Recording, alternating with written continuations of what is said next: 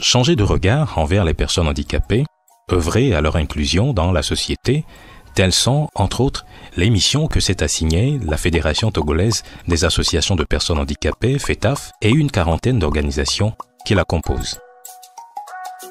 En 30 ans d'existence, ce réseau déployé dans toutes les régions du Togo a fait des plaidoyers auprès de diverses institutions nationales et locales pour l'inclusion, le bien-être et l'épanouissement des personnes handicapées.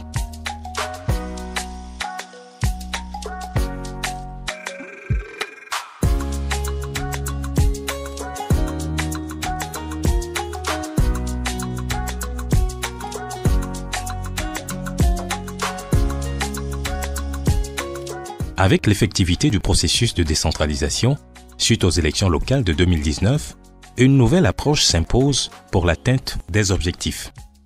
Cela passe par la dynamisation des associations constituant la FETAF en vue d'une meilleure coordination et une visibilité accrue de leurs activités. Toutefois, ce but ne pourrait être atteint sans une implication préalable des acteurs associatifs et communautaires engagés dans la promotion des droits des personnes handicapées.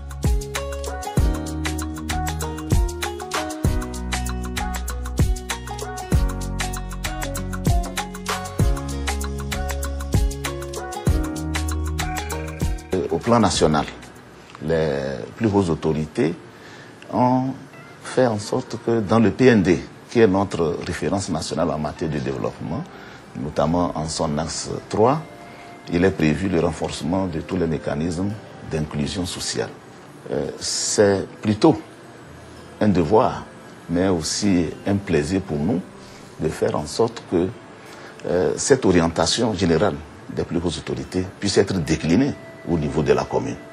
Et donc c'est pour ça que nous avons, au-delà de l'appui que nous avons apporté donc à cette association dès notre arrivée, nous avons fait en sorte que désormais, dans notre budget de la collectivité, que nous puissions formellement inscrire une ligne budgétaire pour que chaque année nous puissions marquer notre adhésion, non seulement à la politique des plus hautes autorités, mais aussi de faire en sorte que cette association comprenne que dans la commune, tout le monde est utile.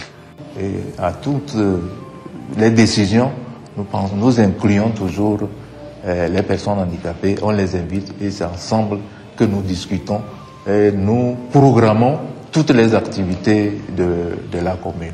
Dans notre plan de développement, vous allez voir, on a programmé peut-être les constructions des écoles, on a toujours dit école avec rampe.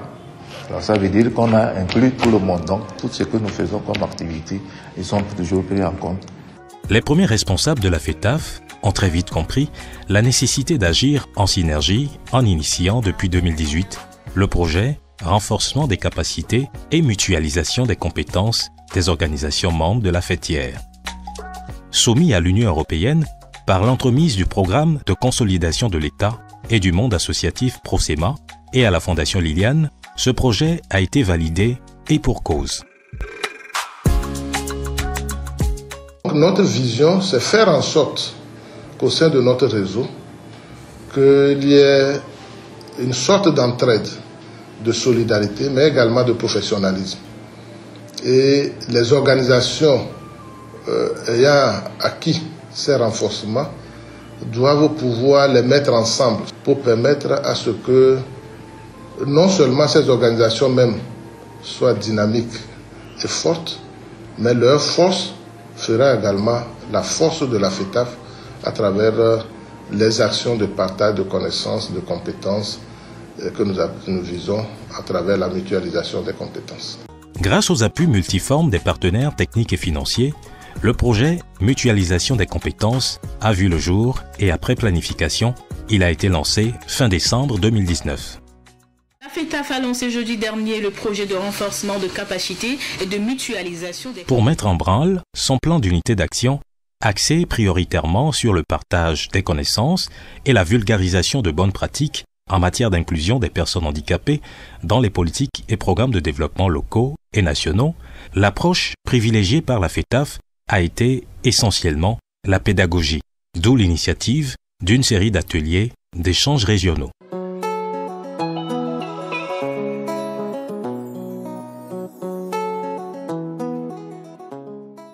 dans un premier temps, nous nous sommes lancés dans un processus de renforcement de la connaissance des acteurs associatifs et communautaires sur les droits des personnes handicapées.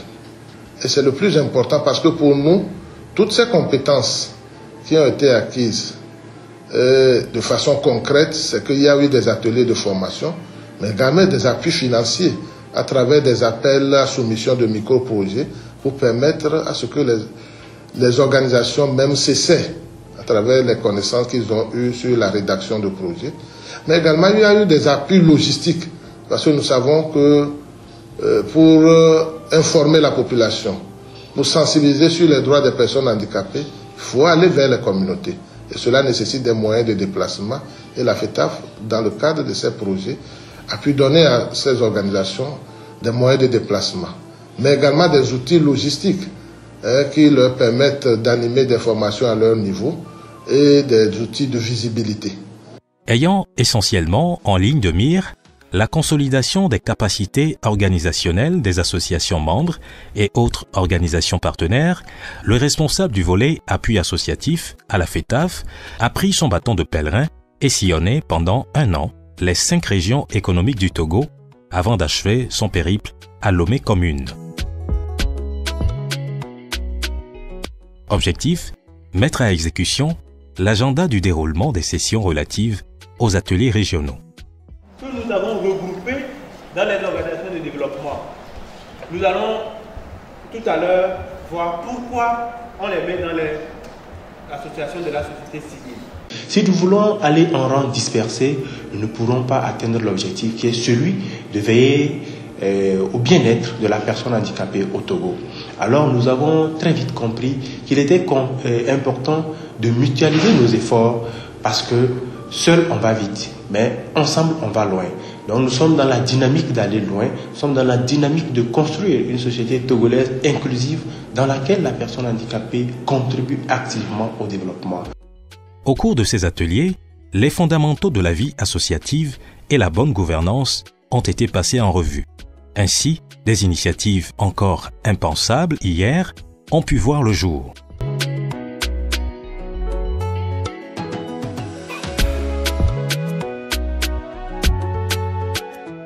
À travers cette formation, nous avons retrouvé rôle et responsabilité de chaque acteur au sein de notre association pour que le directeur sache le rôle qui lui est dédié, que le CA connaisse aussi son rôle et que chaque acteur reste au niveau de l'activité pour laquelle il est donc associé au niveau de notre structure.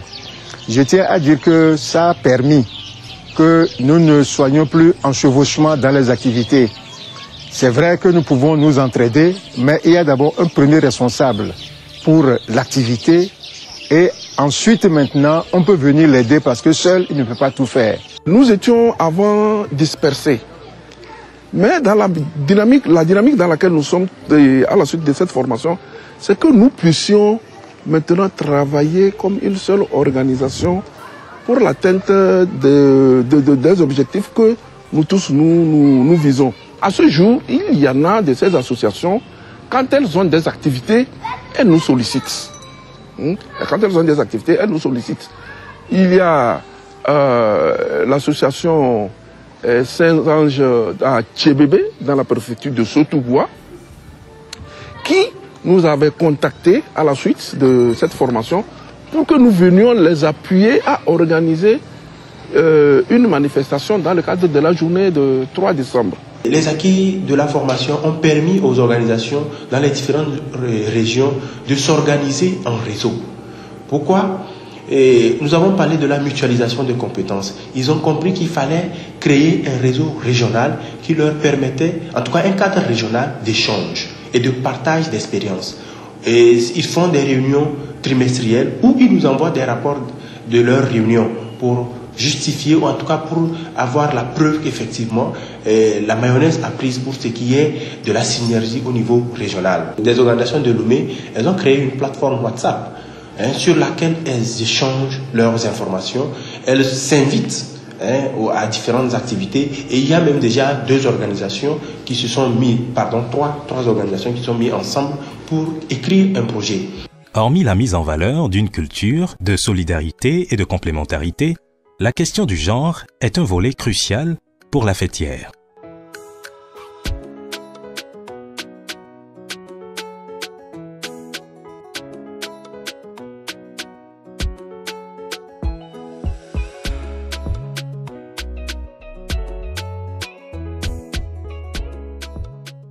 La prise en compte du genre contribue à l'évolution de l'économie dans le milieu.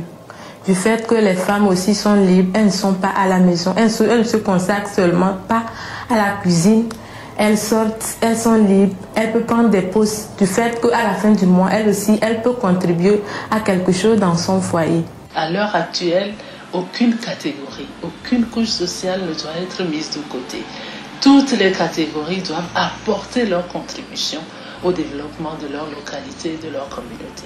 Donc la femme handicapée n'a pas le droit non plus de se mettre en marge de ce processus.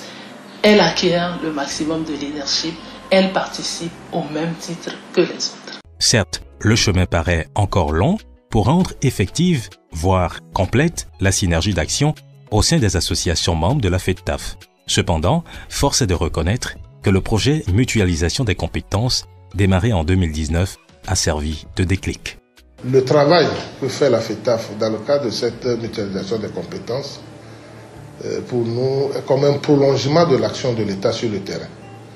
En réalité, le quotidien des personnes handicapées, les droits des personnes handicapées dans le cadre de la promotion des droits humains au Togo, c'est l'affaire de l'État. Et comme l'État ne peut pas à lui seul accomplir tout, la FEDTAF complète cette action sur le terrain. Et c'est pour nous un motif de satisfaction pour dire merci à l'État togolais qui nous accompagne à travers son appui financier, mais également adresser notre gratitude à tous les partenaires qui nous ont accompagnés depuis toujours et surtout dans le cadre des actions réalisées en 2020, tous les partenaires qui ont été à nos côtés. Nous voudrions, tout en disant merci à ces partenaires, lancer encore un appel parce que le travail ne doit pas s'arrêter seulement pour l'année 2020, mais doit se poursuivre si nous voulons véritablement aller vers une société togolaise inclusive avec des acteurs associatifs de notre réseau qui soient compétentes, qui soient capables, avec les moyens qu'il faut pour agir efficacement dans ce sens. Désormais, toutes les associations membres sont d'avis que les jalons sont jetés pour la culture de la vie associative et une synergie d'action au sein du réseau FEDTAF, ce qui ne peut qu'augurer des lendemains meilleurs pour la promotion des droits des personnes handicapées au Togo.